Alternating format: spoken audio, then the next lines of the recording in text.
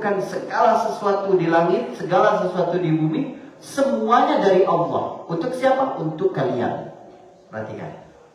Kalau Allah berkata dalam Al-Quran, ma fis samawati wa ma fil ardh, segala yang di langit dan segala yang di bumi, itu setara dengan perkataan Allah al-alamin atau alam semesta. Apa artinya? Segala sesuatu di luar Allah. Ingat, ada al-khaliq yaitu Allah, ada di luar Allah, itulah makhluk. Semua makhluk ini dalam bahasa Al-Quran kadang pakai kata al-alamin, alhamdulillahi rabbil alamin. Berarti Allah itu pemilik segala sesuatu di luar Allah, segala semesta. Dalam bahasa lainnya adalah ma fis samawati wa ma fil ardh, segala yang di langit, segala yang di bumi. Dalam surat Al-Jasiyah tadi Allah menyebutkan wa sakhkhara lakum, Allah menundukkan untuk kalian manusia. Berarti segala sesuatu di alam semesta ini, bintang-bintang yang jauh yang baru diketahui oleh manusia, yang cahayanya baru sampai ke kita puluhan juta tahun ya perjalanan cahaya, ternyata itu diciptakan Allah, pasti ada hubungannya untuk kepentingan manusia. Jadi Allah menjaga posisi bumi ini terus seimbang, terus pada porosnya. Dia mesti bergantung dengan benda-benda lain di alam semesta. Allah membuat bumi ini di urutan ketiga dalam urutan tata surya. Allah membuat edarannya secepat sekarang 365 hari dalam satu keliling. Dalam saat yang sama Allah membuat dia berotasi pula pada sumbunya. Allah buat sumbunya itu miring 27,1 derajat. Permukaan bumi dibuat ya 71,11%-nya adalah air. Segala sesuatu yang kita anggap tidak ada hubungannya dengan manusia pasti ada. Mustahil Allah menciptakan sesuatu tidak terkait dengan manusia. Artinya kita adalah makhluk ranking 1. Perhatikan, kita adalah makhluk ranking 1 di mana Allah menciptakan segala sesuatu untuk kita. Maka ibu-ibu, ketika Nabi sholat menunduk kepada Allah Subhanahu wa ta'ala, itu bukan hanya karena takut kepada Allah, bukan hanya menjalankan kewajiban, bukan. Nabi sholat malam sampai bengkak kakinya, kata Aisyah.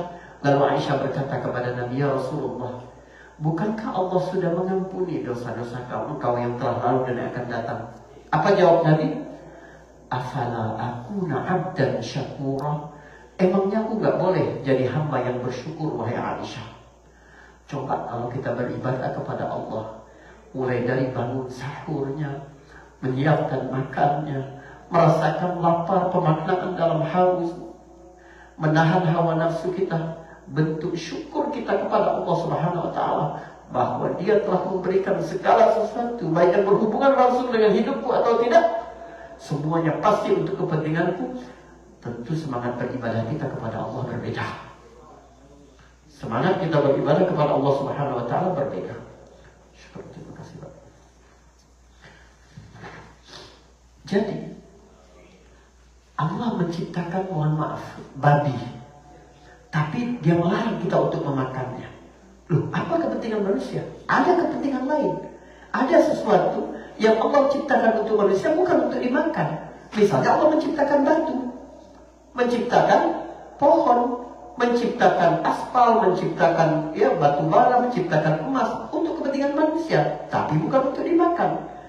Begitu juga babi Allah ciptakan untuk menjaga kesempurnaan mata rantai ekosistem sehingga kehidupan manusia terus berjalan. Jadi, jika manusia merusak ciptaan Allah Subhanahu wa ta'ala, maka yang menanggung akibatnya, resikonya adalah manusia. Sebab Allah mengatur seluruh alam semesta ini semuanya untuk kepentingan kamu, untuk kebaikan kamu. Kalau Allah akan mencintai kamu melalui ciptaan-ciptaan itu. Ini yang pertama. Yang kedua, saudaraku, bentuk sayang Allah kepada kita adalah, apalagi yang diberikan Allah selain ciptaan, ketetapan takdir. Apapun yang Allah berikan dalam ketetapan takdir hidup kita, keluarga kita, anak kita, rezeki kita, ekonomi kita, itu bentuk sayang Allah kepada kita. Tidak mungkin sesuatu itu meleset dalam hidup manusia. Allah buat custom setiap personal itu dengan seluruh rincian takdir yang berbeda karena itu yang paling sesuai dengan dia. Makanya ujian itu dalam bahasa Arab disebut musibah. Apa arti musibah? Musibah itu artinya sesuatu yang tepat sasaran. Kalau saya memanah terus kena tepat di tengah yang bulat itu sasarannya, teman saya orang Arab akan berkata, laqad asabta, engkau sudah kena tepat sasaran. Asaba yusib. Apa kata Allah dalam surat Al-Hadid? Ma asaba min musibatin fil ardi wala fi anfusikum illa fi kitabin min qabli an nabra'aha inna dzalika 'ala Allahi yasir. Apapun yang menimpa kamu secara tepat, tidak mungkin meleset waktunya, komposisinya, orangnya, gak mungkin, mustahil. Allah salah, mustahil. Segala sesuatu yang datang menimpa kita ini semuanya untuk kebaikan kita. Anda kalau menjaga prasangka baik kepada Allah dengan iman seperti ini, Anda adalah orang yang paling berbahagia. Gak ada yang lebih baik kecuali ketentuan-ketentuan Allah atas hidupmu. Kenapa orang tidak ridho dengan takdir? Ada dua penyebabnya. Apa penyebabnya? Pertama, membanding-bandingkan kehidupannya dengan orang lain. Itu musibah.